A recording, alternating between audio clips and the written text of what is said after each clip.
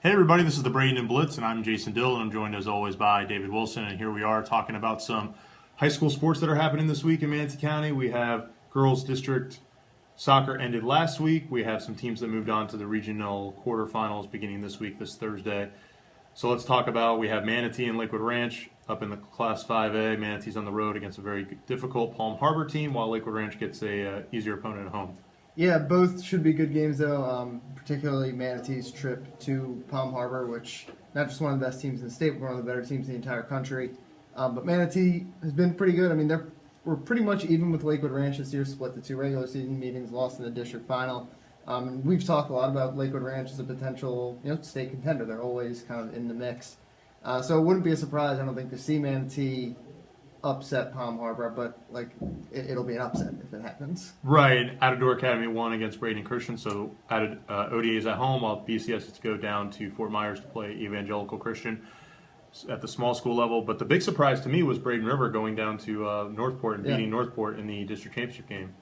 How big of a win was that for the program? You got a chance to see that happen in person. Yeah, it clearly, you could tell they were happy to obviously just get into the region playoff. They had a really tough game against Venice in the semifinal for that district. So winning the district and getting to get a home game was huge for them, especially the way it came in extra time. And just a great game all around. Back and they led 2-0, let it slip away, and came up with the big goal down late. So yeah, big win for the program, and a chance for them. Yeah, they looked pretty good in the two games I saw them. They could make a little push here. I wouldn't be surprised. Yeah, exactly. So because of that, last week, now we have boys district tournaments going on this week for boys soccer, and of course next week we can take a look and take a peek at the girls district basketball tournaments that are taking place. Lakewood Ranch Southeast are pretty much the dominant programs in the area. You think Palmetto or another team could kind of come along and make a little bit of a run? Palmetto, I think clearly the third team in that group, but I don't think they're that far behind. They played really well with Southeast in the Willie Clemens Classic. So yeah, like I said, they're clearly just a little bit of a step below, but it wouldn't be a surprise with them either to see them win a couple games in the postseason. Sure, we'll have to wait and see how that all unfolds next week. Something that happened late last week or middle of last week. Something that we don't really see too often around Manatee County and Bradenton, but the sport of cricket was on center stage over at IMG Academy. You had Kyron Powell, who is a West Indies cricketer, 25 years old, decides to make the jump to Major League Baseball. He wants to play professional baseball. So he has a tryout. There's scouts from about 14 different Major League Baseball teams that come and check out his workout. Quite interesting to see all these scouts trying to see what he's got and how he's doing. And from my vantage point, he didn't have the best of days. He wasn't as consistent, but it's still kind of a remarkable story when you consider how vastly different the two sports are. And if you ask me any specific rules about cricket, I probably could not tell you right now, but because it's not an American sport. But he was introduced to baseball, he said, in the Caribbean. People like Ken Griffey Jr. and Derek Jeter were guys that he knew of and were his favorite players.